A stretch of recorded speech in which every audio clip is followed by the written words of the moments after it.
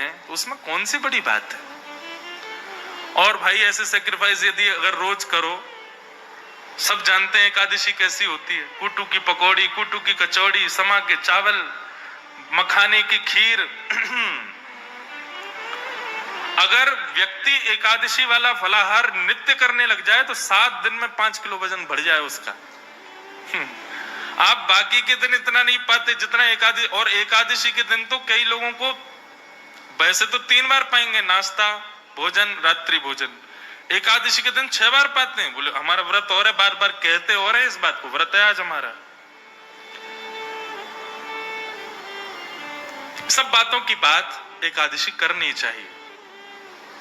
और उसके पीछे भाव क्या है, हम अपने प्रियतम के लिए, बस हमारा भक्ति में प्रेम बढ़े, हमारी प्रेम लक्षणा भक्ति बढ़े, हमको वो और प्रिय लगे, उसके लिए हम व्रत कर रहे हैं। अन्न जल का त्याग करके, फलाहारी होकर के व्रत कर रहे हैं। पर हम एक बात आपसे निवेदन करें, एकादशी में कुछ चीजें और मिलाइए।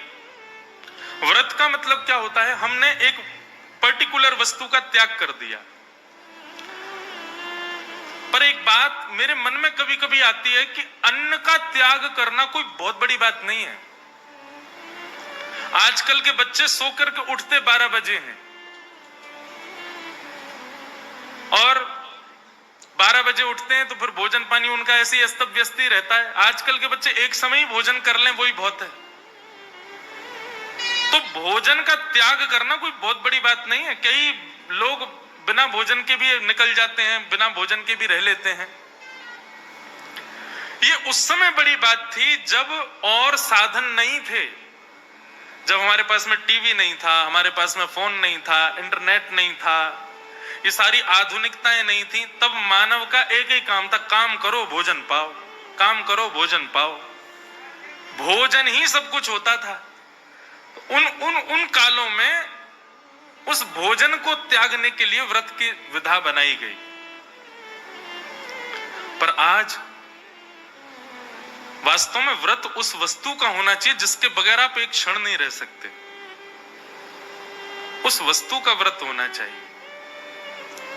तो कई बातें हैं। एकादशी में 2-3 चीजें जोड़िए। आप आज की तो निकल गई, अगली एकादशी आवे तो जैसे जो आपका अवगुण है, जैसे कई भाई लोगों को, कई लोगों के अंदर अवगुण आ जाता है, कुछ खान पान का अवगुण हो, स्वभाव व्यवहार का अवगुण हो। सब जानते हैं कि मेरे अंदर अवगुण क्या है। मुझे क्रोध बहुत आता है, मुझे इसके प्रति ईर्ष्या होती है, मुझे ऐसा लोभ होता है, मुझे इसके प्रति मोह है। ये जो आपकी दूषितताएं, उनका व्रत कीजिए। सावधानी से सुनो, सब लोग इधर देखो, कथा सुनो। अपनी दूषित वस्तु जिसके बगैर आप एक क्षण नहीं रहते, उसका त्याग कीजिए, तब व्रत माना जाएगा।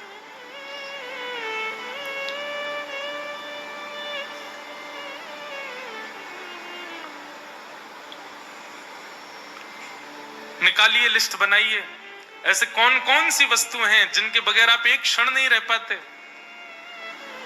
संसारी वस्तु, उसका व्रत कीजिए, एक दिन व्रत कीजिए। अगली एकादशी पर नियम बनाओ। सबसे ज्यादा तो फोन ही है भैया, उसके बिना ही नहीं रह पाते हम। अगली एकादशी प्रयास करके देखो।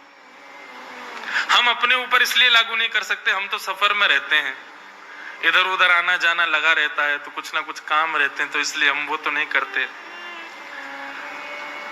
फिर एकादशियों पर इंद्रियों की एकादशी करो, जैसे नेत्रों की एकादशी। नेत्रों की एकादशी मतलब आज नेत्रों से केवल और केवल ठाकुर जी और ठाकुर जी के भक्तों का दर्शन करेंगे। ठाकुर जी का दर्शन और ठाकुर जी के भक्तों का दर्शन। तो एकादशी के दिन बस लगे हैं, अब नहीं जा सकते वृंदावन तो फोन पे ही दर्शन करो। राधा वल्लभ जी, राधा रमण जी, श्री वृंदावन बिहारी लाल जी, गोविंद देव जी, गोपीनाथ जी, द्वारिकाधीश जी, बद्रीनाथ जी, सुबह से लगे दर्शन करने में। और वैष्णवों का दर्शन करो, चुन करके निकाल के अपनी बाइक गाड़ी जाओ, संतों के यहाँ जाओ, वैष्णवों के यहाँ जाओ, जाकर के उनको प्रणाम करो। एकादशी ऐसे व्यतीत करो। नेत्रों की एकादशी। कानों की एकादशी क्या?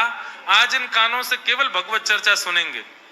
सूर्योदय से लेकर के सूर्यास्त तक और कुछ करना ही नहीं है। कीर्तन और भजन, केवल भगवत चर्चा ही श्रवण करनी है। कानों की एकादशी, मुख की एकादशी। दो प्रकार से हो सकती है, या तो मौन रहो या फिर केवल और केवल भगवान नाम ही कहो, और कुछ बोलना ही नहीं है, केवल भगवान नाम। मुख की एकादशी, हाथों की एकादशी कैसे निकालो, सवेरे निकल जाओ 6 बजे महाराज, मंदिर जो हैं आपके क्षेत्र में सबकी सफाई करना, सब जगह जाकर के स्वच्छता करना, सबके ठाकुरों की सेवा करना, हाथों से सेवा। पैरों की एकादशी, प्रदक्षिणा करो, परिक्रमा, गैया की परिक्रमा, माता पिता की परिक्रमा, मंदिरों की परिक्रमा।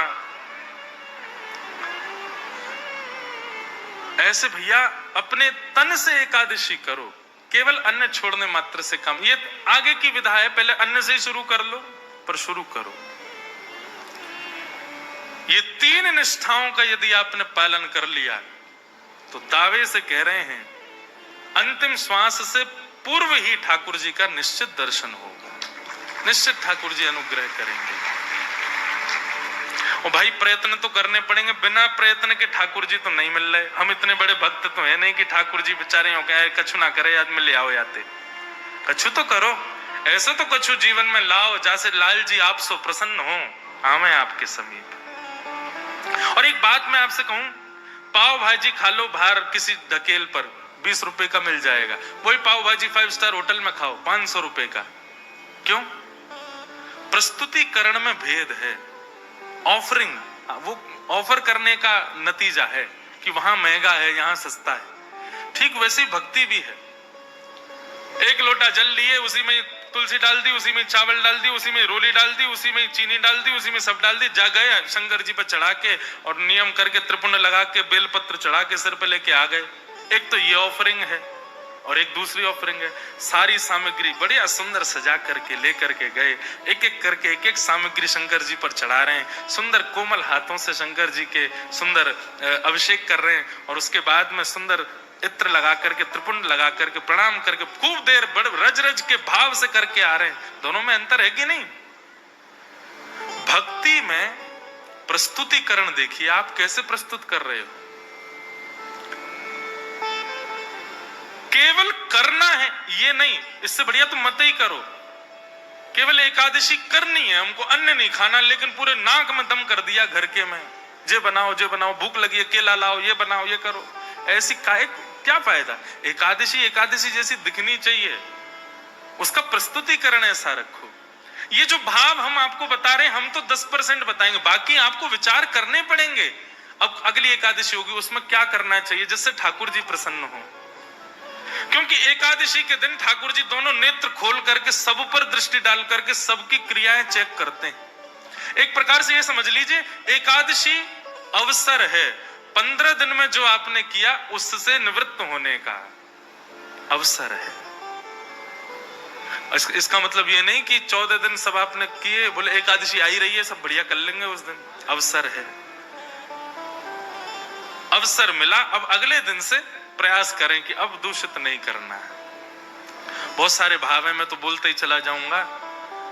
हमारे गुरुदेव एक बात कहते हैं कि भाव थोड़े कह करके और फिर आगे बढ़ो। मैंने कहा क्यों गुरुजी, पूरा प्रस्तुतिकरण ही कर? बोले नहीं, कुछ गृह कार्य रहने दो ना, उनको भी सोचने दो, श्रोताओं को भी। तो अब आगे की चीज आप विचार करो। ये 3 निष्ठाएं हैं, इन तीनों निष्ठाओं में एक चीज का ध्यान रखना है, प्रस्तुतिकरण। नाम जप कितना कर रहे हैं ये जरूरी नहीं है, पर जितना कर रहे हैं कैसे कर रहे हैं ये आवश्यक है।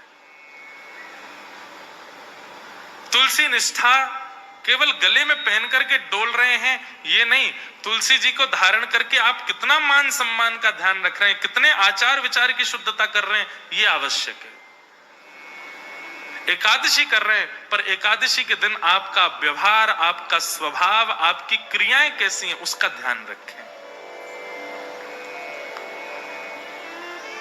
तो आज एकादशी है और आज हमारे वृंदावन के मुकुटमणि ठाकुर जी श्री राधा वल्लभ लाल जी को जिन्होंने प्रकट किया, ऐसे श्री हेतरवंश महाप्रभु, उनका प्रादुर्भाव हुआ, उनका प्राकट्य आज के दिन हुआ। बंधुओं, श्री महाप्रभु जी जो हैं ये वंशी के अवतार हैं, ठाकुर जी की वंशी। वृंदावन में तीन हरित्रयी हैं, तीन हरि हुए। कौन कौन? पहले हरिवंश महाप्रभु, दूसरे स्वामी श्री हरिदास जी और तीसरे हरिराम व्यास जी। ये हरित्रयी बोली जाती। और इन हरित्रयों के रूप क्या हैं? ललिता, विशाखा और वंशी। इन तीनों का अवतार ये तीनों है। आप सबको पता है, और नहीं पता है तो सुन लीजिए। अभी मेरी नासिक में कथा थी तो इतना मुझे सुख मिला। प्रथम दिन और अंतिम दिन 2 दिन मैं त्र्यंबकेश्वर दर्शन करने गया, क्योंकि मेरा नियम था कि 1 महीने तक मैं उस परिसर से बाहर नहीं जा सकता जहां कथा थी। तो वहां से महादेव का स्थान लगभग 30 किलोमीटर था। प्रथम दिन गया अनुष्ठान से पूर्व, तो जैसे ही मैं पहुंचा कितना सुख मिला। देखो, वहां के सारे पुजारी जो अपने त्र्यंबकेश्वर भगवान के सेवाधिकारी, मैं जैसे ही पहुंचा तो मुझको लेकर के गए, बोले आप चलो गर्भगृह में अंदर प्रणाम करने। मैंने कहा नहीं भैया, देखो मैं खुद वीवीआईपीओ के कथाओं में जाकर के जो है उनकी बुराई निंदा कर देता हूं, खुद बन के जाऊं तो बड़ा विचित्र लगता है। और नहीं नहीं, आपको चलना पड़ेगा। मैंने कहा देखो, खुद प्रयास करके जाना, उसमें हो सकता है कि गड़बड़ी हो, लेकिन कोई खींच के ले जा रहा हो तो फिर मना नहीं है। आप स्वयं प्रयास करके मत जाओ, लेकिन आपको पुजारी जी स्वयं ही खींच ले जाएं तो फिर दिक्कत नहीं है। कई लोग सोच रहे होंगे, बोले ठीक है तो फिर हम पुजारी जियों से ही अपने संबंध बना लेंगे, बढ़िया। उनसे कह देंगे देखो हम प्रयास नहीं करेंगे, तुम खींच लेना हमको। तो ले गए अंदर, जाकर के महादेव के सामने कुछ स्तुति आदि की, उसके बाद पुष्प अर्पित किया और मेरा रोम रोम पुलकित हो गया। जैसे ही मैंने प्रणाम किया, सारे पुजारी एक स्वर में बोले, बोले श्री राधा वल्लभ लाल की। ये सुनते ही मेरा रोम रोम पुलकित। मैंने कहा आप लोगों ने? बोले नहीं, आपने कहा है ना कथा में कि श्री राधा वल्लभ जी जो हैं ये महादेव के ठाकुर जी, ये हमारे श्री महाकाल भगवान के निज ठाकुर जी हैं।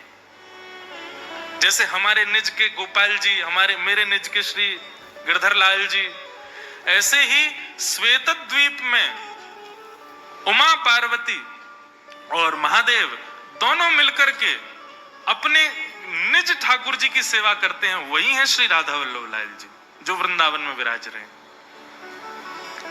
ये महादेव के ठाकुर जी। आत्मदेव नाम के ब्राह्मण ने तपस्या करके महादेव को प्रसन्न किया। महादेव ने प्रसन्न होकर के कहा वरदान मांगो, क्या चाहिए ब्राह्मण देवता? तो आत्मदेव ब्राह्मण जो थे वो थोड़े से उनके अंदर ये था कि मैं ऐसा कोई रत्न मांग लूं जिससे मेरे जीवन में कोई अभाव ना रहे, मुझे धन की प्राप्ति होने लग जाए उससे। और आत्मदेव ब्राह्मण ने महादेव से कहा, बोले आपके पास जो सबसे बहुमूल्य रत्न हो वो मुझे दे दीजिए।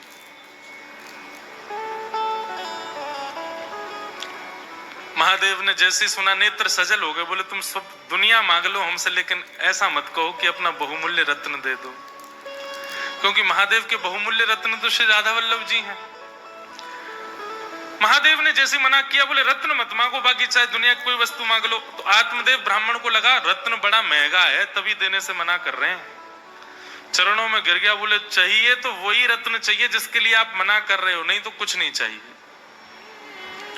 तब महादेव भाव नेत्रों से अश्रुपात हो रहे हैं, श्वेत द्वीप गए और जाकर के अपने त्रिभंग लली श्री राधा वल्लभ लाल जी को कंठ से लगाया और एक वस्त्र में ठाकुर जी को पधरा करके आए और आकर के उस आत्मदेव ब्राह्मण को प्रदान कर दिए।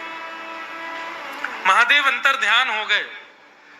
उसने तो उत्सुकता से जैसे ही वस्त्र हटा के देखा तो श्री राधा वल्लभ लाल जी खड़े थे।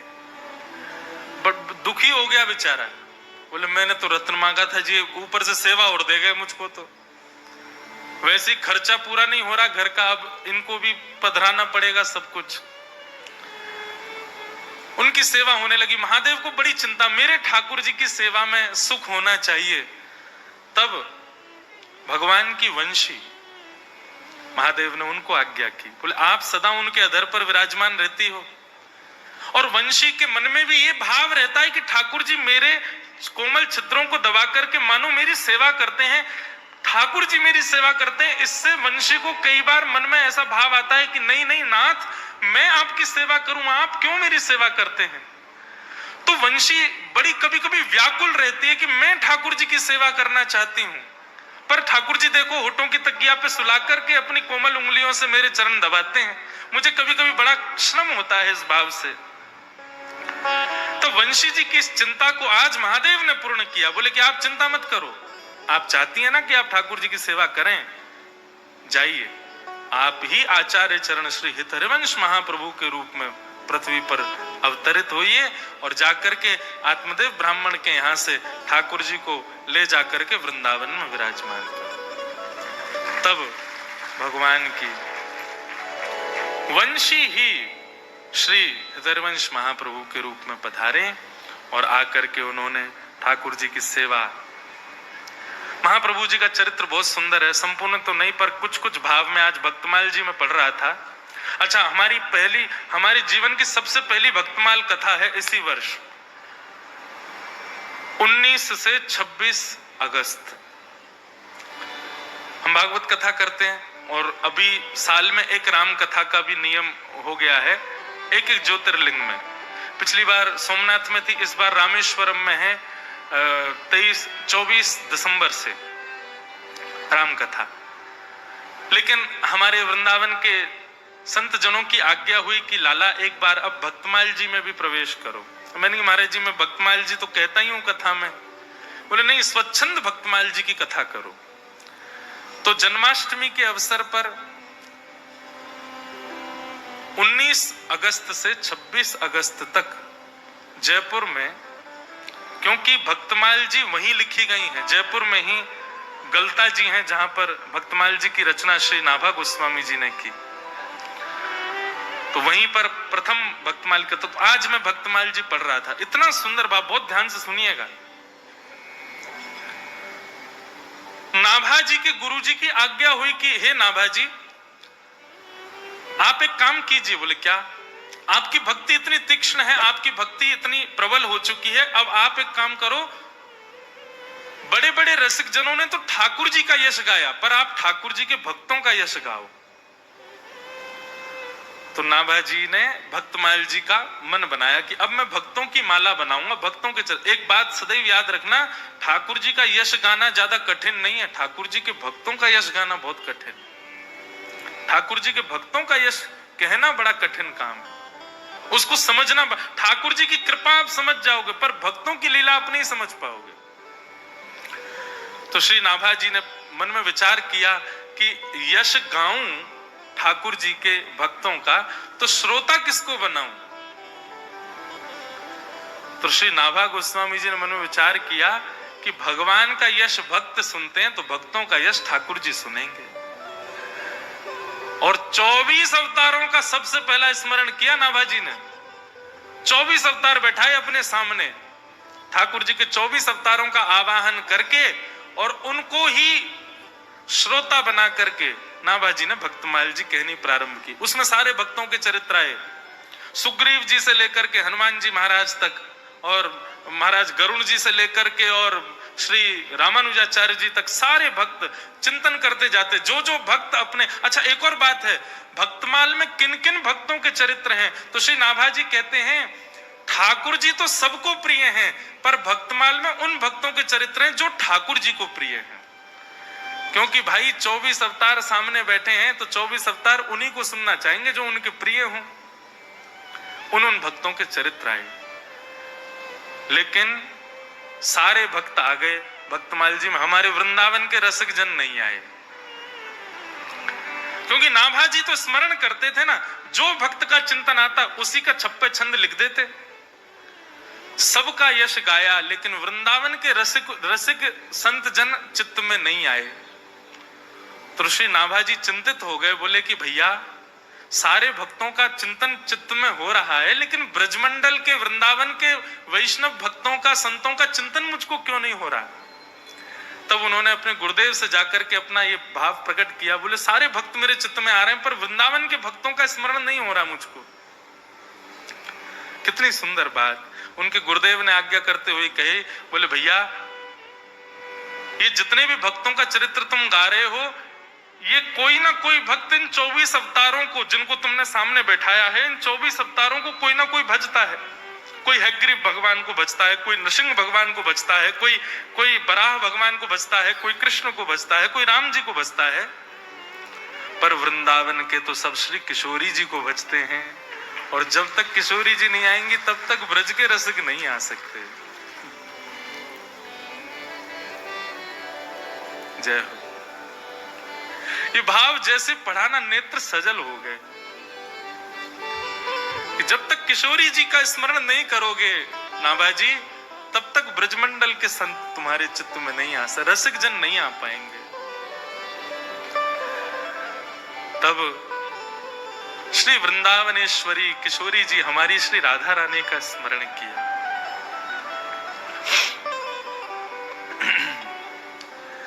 एक भाव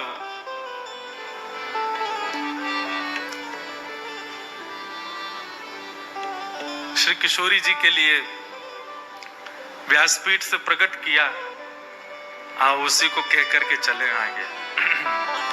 वृंदावन में जाओ तो भैया किशोरी जी से इच्छा, मैं एक बात कहा करता हूं कथाओं में कि आपका मन वृंदावन जाने का हो रहा है तो समझो ठाकुर जी आपको याद कर रहे हैं। आप भोपाल स्टेशन से ट्रेन में बैठ गए तो समझ जाना ठाकुर जी आपको याद कर रहे हैं। शताब्दी में जाओ, चाहे कौन सी भी ट्रेन में जाओ, यहां से निकल करके महाराज झांसी पहुंच गए तो समझ जाना ठाकुर जी याद, और जितना जितना वृंदावन के समीप पहुंचो समझना ठाकुर जी उतना ज्यादा याद कर रहे हैं। झांसी से फिर ग्वालियर पहुंच जाओ, मुरैना और सब पार करते हुए आगरा पहुंच जाओ, समझ जाना ठाकुर जी याद कर रहे हैं। लेकिन जैसे ही मथुरा पहुंचो और मथुरा में जाकर के रिक्शा में बैठ करके जैसे ही वृंदावन जाने लग जाओ तो भी समझना ठाकुर जी याद कर रहे हैं। लेकिन वृंदावन की सीमा में प्रवेश करते ही अपने मन को सांत्वना देते हुए कहना ठाकुर जी नहीं, श्री जी याद कर रही थी। क्योंकि भैया हमारे ठाकुर जी याद करेंगे ना तो हो सकता है ग्वालियर में ही इंजन खराब हो जाए। ठाकुर जी याद करेंगे तो हो सकता है मथुरा से दूसरी ट्रेन से वापस भोपाल आना पड़ जाए। ठाकुर जी याद करेंगे तो हो सकता है रिक्शा रास्ता में ही पंचर रह जाए।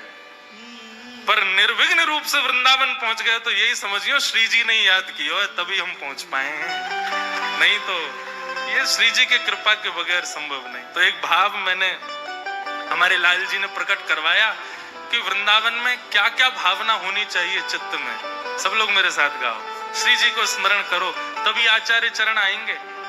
आज तीसरा दिन है कथा का, अब श्री जी आएंगी तो ब्रज के भाव अपने आप आएंगे। राधिका रानी जी, वृषभानु दुलारी जी, राधिका रानी जी, वृषभानु दुलारी जी, राधिका रानी। जो एक बात सुन लो, जो ताली बजा के नहीं गाएगा उसको अपने बगल वाले की सौगंध है, और जो ताली बजा के नहीं गाएगा उसको ये लगे बगल वाला मेरा शत्रु, मैं तो बिल्कुल नहीं बजाऊं, अगले जन्म में तुम्हारा ब्याह नहीं होगा। देखो खूब प्रेम से भाव से हमारी श्री जी को याद करो तो भैया निमग्न हो जाओ। भले ही नेत्र मत खोलो, नेत्र बंद करके वृंदावन का स्मरण करते हुए गाओ, ओ राधिका रानी जी, वृषभानु दुलारी जी, राधिका रानी जी, वृषभानु दुलारी जी। ओ सुन लो अरज हमारी हमारी, रहूं ब्रज रज को पास, रहूं ब्रज रज को पास, रहूं ब्रज रज को पास, रहूं ब्रज रज को। भाव से राधिका रानी जी, वृषभानु दुलारी जी, राधिका रानी जी, वृषभानु दुलारी जी। ओ सुन लो अरज हमारी हमारी,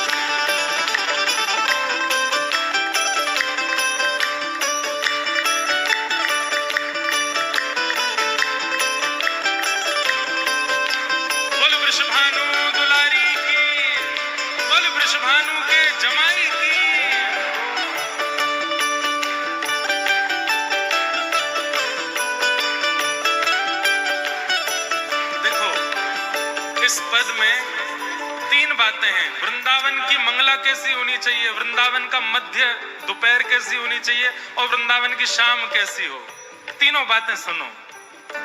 मंगला उठ यमुना जी नाम, मंगला उठ यमुना जी नाम, ओ मंगला उठ यमुना जी नाम, मंगला उठ यमुना जी। फिर श्री राधा वल्लभ के दर्शन पाऊं, राधा वल्लभ के दर्शन पाऊं, प्यारे राधा वल्लभ के दर्शन पाऊं, राधा वल्लभ के दर्शन पाऊं। ओ कीरत सुत प्यारी जी, वृषभानु दुलारी जी, कीरत सुत प्यारी जी, वृषभानु दुलारी जी। ओ सुन लो अरज हमारी हमारी, रहूं ब्रज रज को पास पासे, रहूं ब्रज रज को पासे, पासे, रहूं ब्रज रज को पासे पासे, रहूं ब्रज रज। भाव भाव से जय हो। राधिका रानी जी, वृषभानु दुलारी जी, राधिका रानी जी, वृषभानु दुलारी जी। ओ सुन लो अरज हमारी हमारी, रहूं ब्रज रज को पास पासे, रहूं ब्रज रज। बोलो वृंदावन धाम की।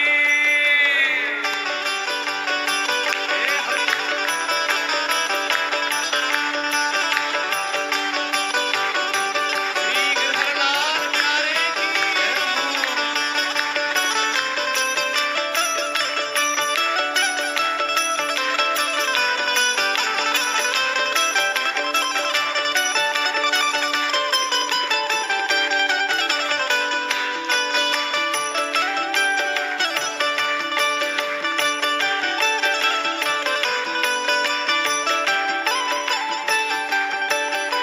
अब मंगला में क्या करना है, यमुना जी नहाओ, राधा वल्लभ जी के दर्शन करो। अब आया राजभोग का समय, दोपहर के समय क्या करो, ब्रजवासिन के मधुकरी पाऊं, ब्रजवासिन के मधुकरी पाऊं। वृंदावन में कहीं बाहर भोजन नहीं करना है, जाओ किसी ब्रजवासी, अनजान ब्रजवासी, द्वार खटखटाओ, बैल बजाओ, वो निकल के आए तो उससे कहो आपके घर में जो कुछ बचा हो प्रसादी हमारे हाथ में दे, उसको पाओ। अरे भैया, जिन ब्रजवासी के घर में जबरदस्ती घुस घुस के ठाकुर जी भोजन करते हैं, हम तो मांग के पा सकते हैं ना, पाओ।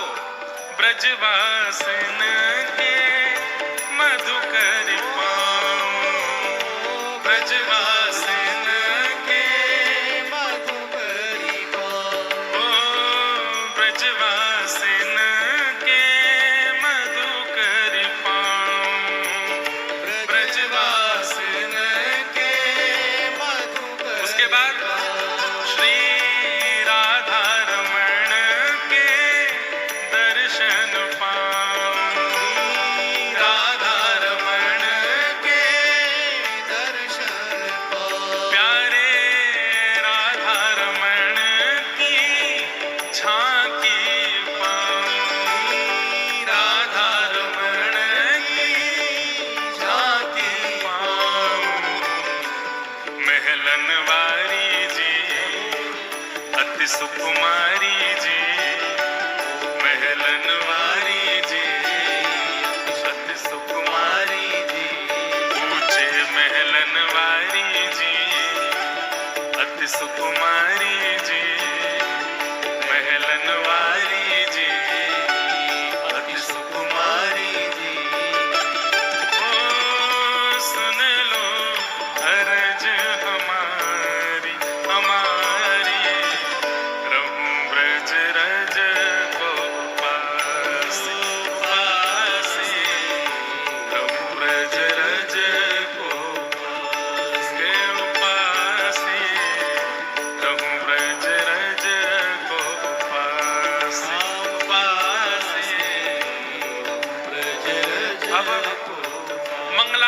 जी स्नान, राधा वल्लभ जी दर्शन, फिर ब्रजवासियों की मधुकरी और श्री राधा रमण जी का दर्शन। अब तीसरा काम वृंदावन में क्या करना है? रसिक जनन की सेवा पाऊं, रसिक जनन की सेवा पाऊं, ओ रसिक जनन की सेवा पाऊं, रसिक जनन की सेवा। फिर गारे बांके बिहारी संग नेह लगाऊं, बांके बिहारी संग नेह लगाऊं, प्यारे कुंज बिहारी संग नेह लगाऊं, प्यारे कुंज बिहारी संग नेह लगाऊं। कृष्ण मनोहारिणी जी, अति सुकुमारी जी, कृष्ण मनोहारिणी जी, अति सुकुमारी जी, ओ सुन लो अरज हमारी, हमारी रहूं ब्रज रज को पास, पासी, रहूं ब्रज रज को पास, पासी, रहूं ब्रज रज को पास, पासी, ब्रज रज को। भाव से राधिका रानी जी, विश्वभानु दुलारी जी, राधिका रानी जी, विश्वभानु दुलारी जी, ओ सुन लो अरज हमारी, हमारी रहूं ब्रज रज को पास, पासी, ब्रज रज को पासी, रहूं ब्रज रज को पासी, पासी, ब्रज रज को। अब मेरी भावना ऐसी कि मंगला हो गई राधा वल्लभ जी के दर्शन से, फिर ब्रजवासी इनकी मधुकरी पालई राधा रमण जी के दर्शन करके, और फिर साय संत जनन की सेवा करके बिहारी जी सो नेह लगा लियो। अब अंतिम इच्छा हमारे गिरधर लाल जी की छाप से कीर्तन लिखा गया है। अंतिम इच्छा क्या है? ये मधुकरी पाकर के, संतन की सेवा करके, यमुना जी में स्नान करके, तीनों ठाकुरन के दर्शन पाके चाहते क्या हो? तो ये अंतिम भाव, गोवर्धन पर्वत पे राजो, गोवर्धन पर्वत पे राजो, गोवर्धन पर्वत पे राजो। हे श्यामा जी, हमारी इच्छा ऐसी है, इन तीनों के ये काम करते हुए हम गिरिराज जी जावें, और जब गोवर्धन की परिक्रमा करें तो श्री गिरी कंदरा में आपके हमको दर्शन है जाएं। गोवर्धन पर्वत पे राजो, और श्यामाजू आप अकेली मतइयो, तो हमारे नेक्स्ट से गिरधर लाल जी हैं, इनके संग पधारियों। गिरधर लाल संग दर्श करा दो, गिरधर लाल संग दर्श करा, प्यारे गोवर्धन पर्वत पे राजो, प्यारे गोवर्धन पर्वत पे राजो, प्यारे गिरधर लाल संग दर्श करा, प्यारे गिरधर लाल संग दर्श करा दो।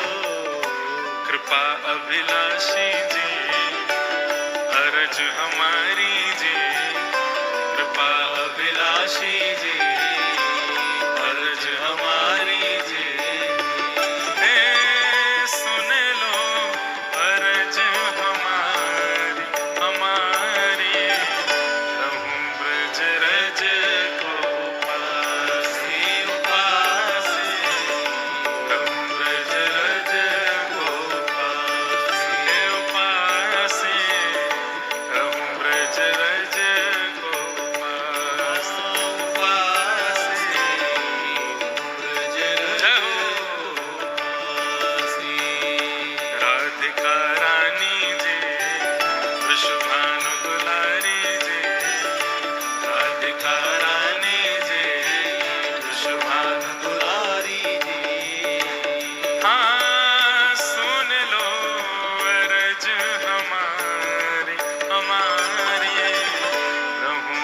ब्रज रज गोपास गोपास ब्रज रज गोपास हे उपासी रहूं ब्रज रज गोपास उपासी रहूं ब्रज रज गोपासी मन भूल मत जइयो राधा रानी के चरण मन भूल मत जइयो राधा रानी के चरण ओ राधा रानी के चरण श्याम प्यारी के चरण राधा रानी के चरण श्याम प्यारी के चरण राधा रानी के चरण वृषभानु दुलारी के चरण राधा रानी के चरण भाव से के चरण मेरे